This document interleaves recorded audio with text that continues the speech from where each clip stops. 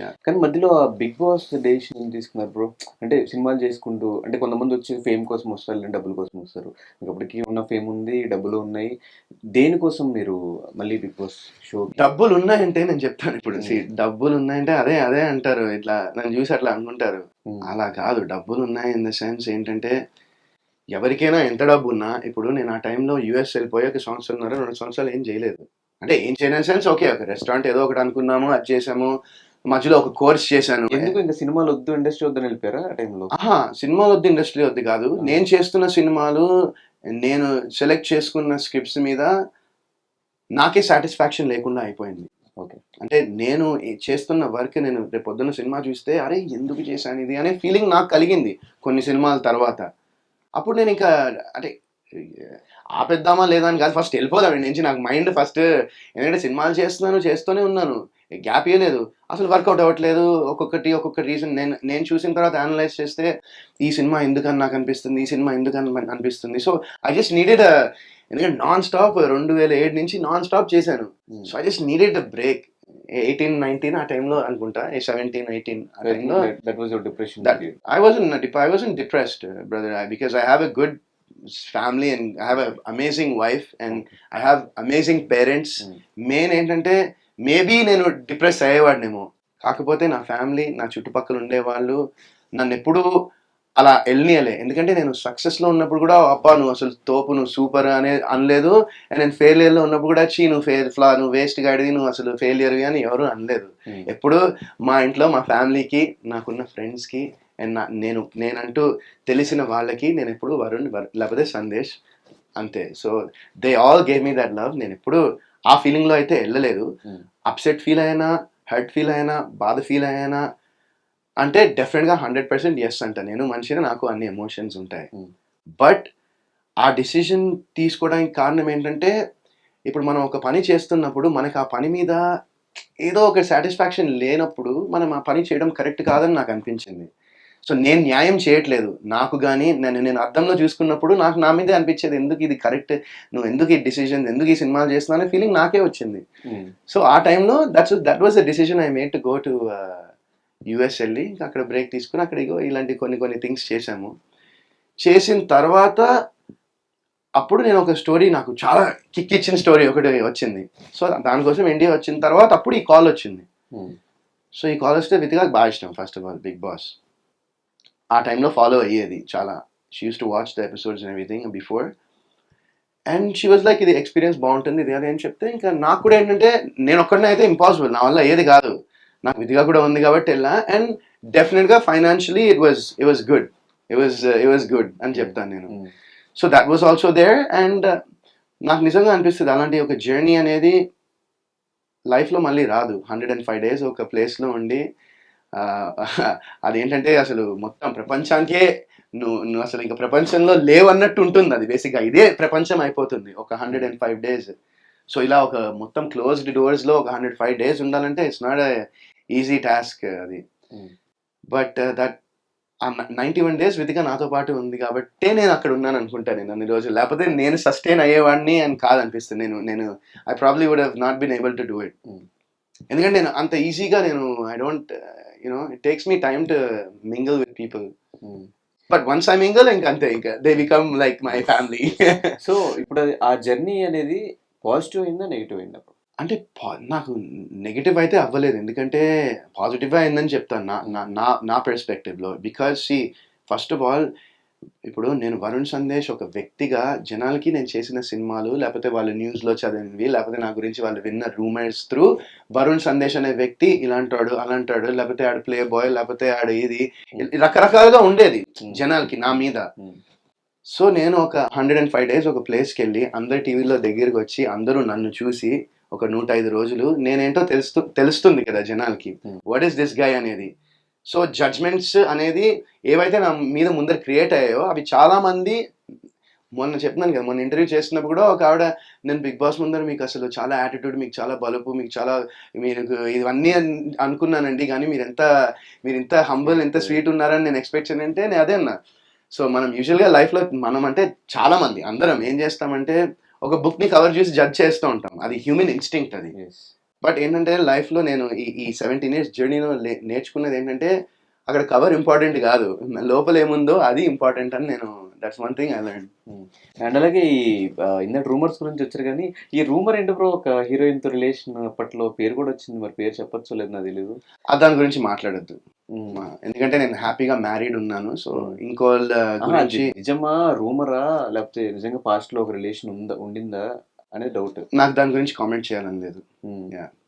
ఎందుకు నాకు కామెంట్ చేయాలని లేదు దాని గురించి.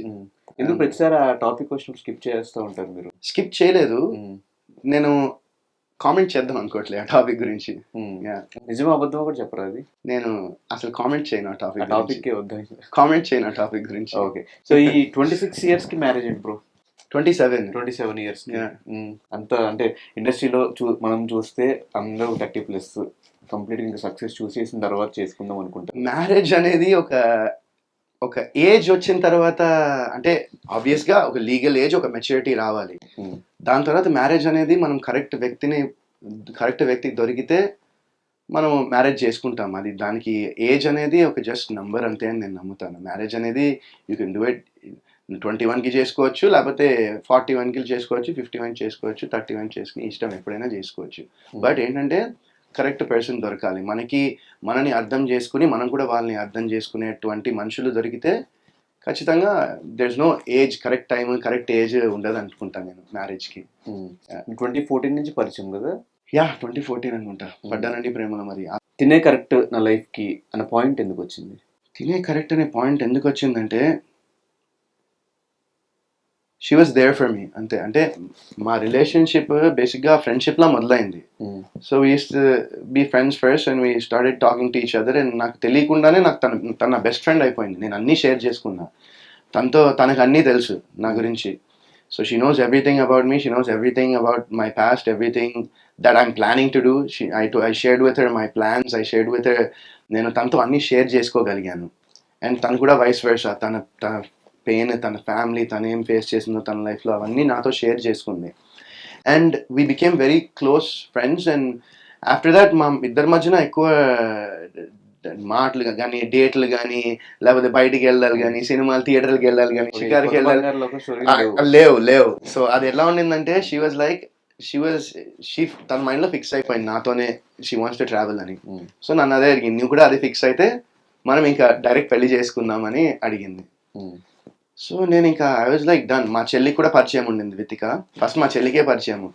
సో అలా మా చెల్లి నుంచి మా మమ్మీతో మాట్లాడి, మా డాడీతో మాట్లాడి నాకు భయంకరంగా అంటే నేను బాగా కనెక్ట్ అయిపోయిన థింగ్ ఏంటంటే, నేను ఒకసారి మేము ఇంకా అప్పటికి రిలేషన్ అంటే వీ వర్ జస్ట్ టాకింగ్, అప్పుడే మా రిలేషన్ స్టార్ట్ అయింది.